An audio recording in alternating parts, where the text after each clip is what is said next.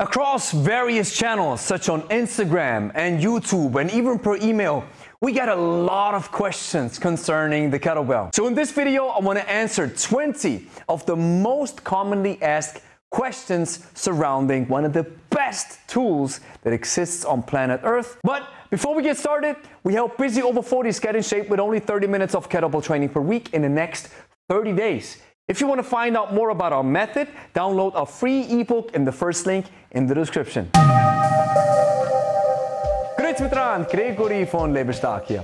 Let's get started with these 20 questions right now, with the first one being, where can I download the ebook, and is it actually free, and do you have it on paperback? I'm chuckling a little bit because this question actually pops up on our YouTube channel as well as per email. And some of you guys are even saying, hey, where's the ebook? I can't see it. Well, sometimes it lands in your spam folder. And yes, it is free, but only for a limited time. And where do you find it? In the first link in the description. And no, it is not on paperback. It's online only. Question number 2, is the kettlebell swing bad for my back? Now, some of you guys are tapping into this logical fallacy and thinking, well, if my lower back hurts, I cannot train it. Well, you actually have to think the opposite way. If your lower back is showing signs of pain, which many times can be a lack of strength, then you actually have to train it most definitely. However, there's this one subtle mistake that people make in their swings. You don't do a full hinge, but you are tilting the lower back like the ladies do when they take a picture for Instagram. And then your swing looks like this. Watch.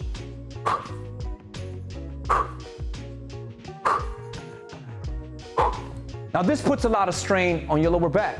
How can you correct it? By learning a solid hinge where the hip is moving backwards and your upper body is reacting and going down as far as possible into this horizontal plane. And then it should look like this.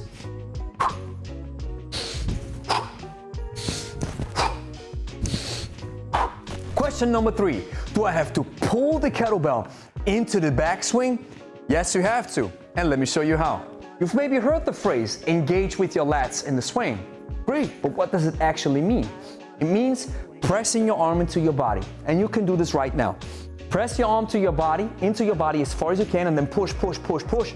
And then you should feel some tension right here. This is your big back muscle. If you don't feel it yet, give it some time, it will come. Now, how does this translate to the swing? You don't want to let the arm too loose. Yes, we have to let it loose, but not too loose, because then this happens. But I want to pull the arm into my body. Don't overdo it, but still have this little bit of tension built up, which I call loading the swing when the kettlebell reaches the backswing. Is the press bad for my shoulder? No, it isn't if you do it the right way. Now, of course, when I'm telling you is something bad or do I have a problem with my shoulder or with my back or whatever have you, I'm not giving you 100% clearance. Of course, you have to talk to your doctor first and see if there's something wrong that you have to get checked first or treated first. Other than that, most people just press the wrong way. And I'm going to show you what you have to take care of. So once I have the kettlebell in the rack position, my elbow sits close to my body and my fist is pointing towards my heart. This is the rack position. My arms internally rotated. But now if I press, I have to externally rotate, push the arms out a little bit, and then go up in a straight line. And as I come down, I also want to follow in that straight line. Most people move away from the body like this and bring the kettlebell down like this. We don't want to do this. We want to keep that straight line.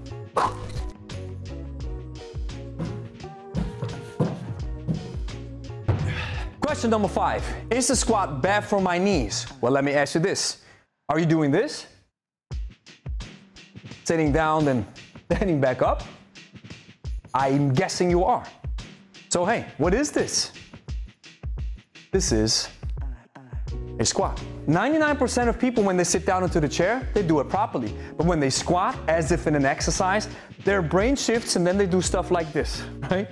Now, we want to sit back, push the hips back, and go into a solid, proper squat as far down as we can. We don't want to limit flexion, and then stand back up. And if the squat still hurts your knees, give it some time. Do it unweighted, don't use weight, just use body weight squats, because I believe this is one of the best exercises that must be included into almost every workout schedule. Question number 6, how many times per week? The more important question that you have to ask yourself is, how many times per year. I'm speaking from experience, not from the nut jobs or the fitness cracks that we are, who train almost every day. I'm talking about regular people over 40 who want to get in shape. You know what? Once a week is enough. And most of our clients in the gym, they train 40 times per year. Yes, with great results. The frequency over the year beats the frequency over the week. You can train 5 times per week and stop after 1 month, or you can train once per week and never stop and train throughout the whole year. Who do you think gets more results? Number 7, what weight should I choose? Very easy. Men, 12 kg, women, 8 kg. Yes, there are exceptions to the rule, but most people can start with the weights that I just recommended because you need a solid feedback. Your body needs that feedback in order to properly understand how to train with the kettlebell. It maybe even leads you to the point where you understand, wow, I need some skills, I need coaching. That's great. Then you talk to a coach, get that skills, get that coaching, get that knowledge, and then you understand how to move a kettlebell. If the weight is too light, you'll never reap the full benefits that kettlebell training can provide you with. Number 8, how do I know when to progress? Now, if you're not a bodybuilder, powerlifter, weightlifter, I do not think you have to follow a meticulously planned out, scheduled, progressive overload system. Now, there's nothing wrong with these systems, but I believe most normal people, they just need a simple and easy to follow and easy to understand system. So go subjectively. If you feel that the weight is too light, grab a heavier one. And you will feel it especially in the ballistics, in the swing, the clean, and the snatch. Once you've mastered the technique, you'll instantly know, wow, I need a heavier kettlebell. Listen to your body. Get in tune with the exercises. Become one with the kettlebell. And you'll understand very fast if you have to upgrade, or if you have to stick with the weight. Number 9, can you build muscle with kettlebells? Of course you can. It's a weight. If you manipulate it the right way, you will build muscle. Now, what is the thing that you want to focus on? That is the grinds. Now, for example, if you want to build solid muscle, I wouldn't engage in too much of the ballistic exercises like a push press or a snatch because they include a lot of momentum. What I would rather do is go into the grind. So press up and take your time when you bring it back into the rack position. That negative phase or that yielding phase is very important when it comes to building muscle. You will never look like a bodybuilder when you train with kettlebells because it's not the right tool to do this particular job. Number 10, can you become strong with kettlebells? Same answer. Of course you can. It's a weight. So if you manipulate it the right way, you'll become stronger. Especially when you get started with kettlebells, there's a lot of newbie gains when it comes to muscle and strength. When you're advanced, however, it's a different question. Yes, maybe the kettlebell can still help you because when you press it overhead, you always engage into full extension. So this means you lubricate the joints and you always strengthen the cartilage. Yet at the end of the day, I believe, and I have evidence for this, if you look at the weightlifters, if you want to become as strong as possible, grab a barbell. Number 11, can I lose weight with kettlebells? Well, kettlebells can help you lose weight for sure, but there's one important thing that you have to remember, and that is calories in, calories out. Fat loss occurs if we are in a calorie deficit.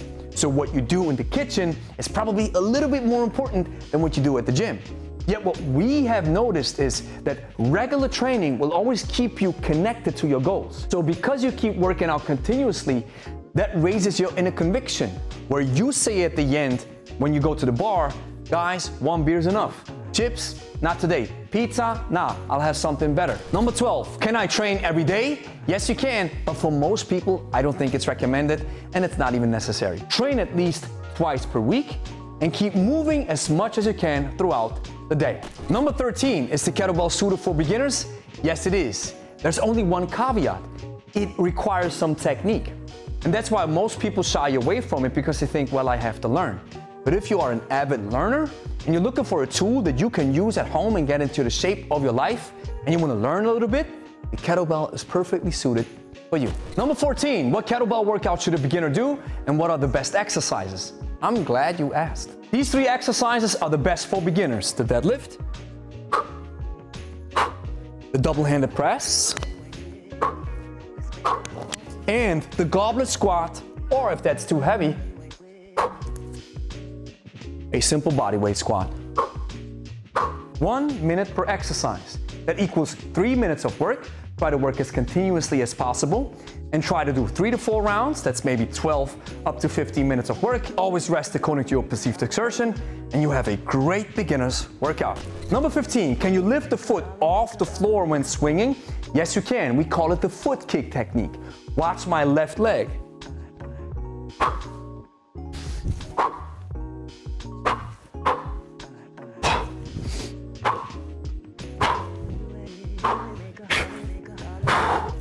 It's an advanced technique that gives me more leverage. Number 16, how many calories does kettlebell training burn?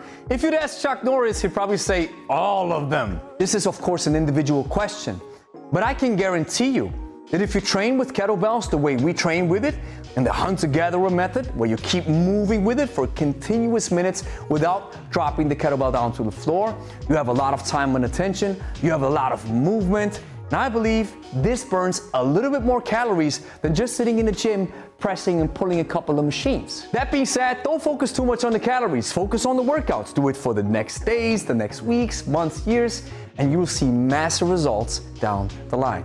Number 17, kettlebells and heart rate. How do they go together? Well, in my case, I can bring my heart rate up to 180, work for minutes on end, and I can still do the talk test. I can still speak with other folks. Of course, I'm gassed, but I can still speak a couple of sentences. And then it takes about 3 to 4 minutes for my heart rate to go back to 120. Now that's individual. Again, that's me. Maybe in your case, it's a little bit different. Here's what I would choose if I was going for heart rate. Don't use a monitor, use the RPE method, the rate for perceived exertion. 9 means you're almost dying, 2 means you're very comfortable. Try to stick in between 2 and 9, maybe 5, 6, 7, or if you go balls to the walls, 8. Number 18, can you lean back in the rack position? Of course you can. Similar to the foot kick technique where I lift my heels off the floor, we sometimes get the comment that your heels have to stay planted on the floor. No, that's actually not true. The same thing is with the kettlebell rack position. We always hear this, you have to stand upright and straight. No, that's not true. I can rack the kettlebell close to my iliac crest of my hip. This is where I'm aiming at. And now I engage my spine into a so-called kyphotic position. I keep my knees extended. I keep some tension in my glutes. And now my elbow rests on my hip, that iliac crest that I was talking about. Now from this position, I can do work, and I can have the kettlebell rest on my frame. Is this bad for my back? No, because I know what I'm doing. Is it maybe bad for your back because you don't know what you're doing and you don't have the capacity? Maybe. Then in that case, it maybe makes more sense to stand upright straight like this. Number 19, is X minutes of training enough? The question is, enough for who? Let's take a sedentary person who trained exactly for 0 minutes for the last 40 years.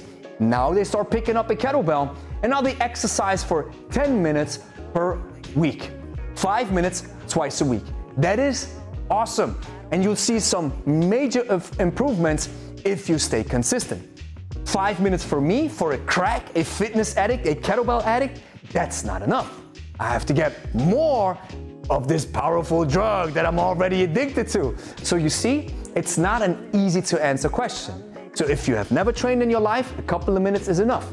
If you're advanced, we need a little bit more. And question number 20, who is the king of kettlebells? Here's the next thing that you have to do. Clean and press that like and subscribe button. Share with a friend who's also interested in kettlebells. And if you made it this far, consider downloading our free ebook that's called The Kettlebell Code. We help busy over 40s get in shape with only 30 minutes of kettlebell training per week in the next 30 days, despite being short on time. The kettlebell is such a powerful tool if you want to get the most bang for your buck. And if you want to learn more about our method, it's 100% free. Check out our free ebook in the first link in the description.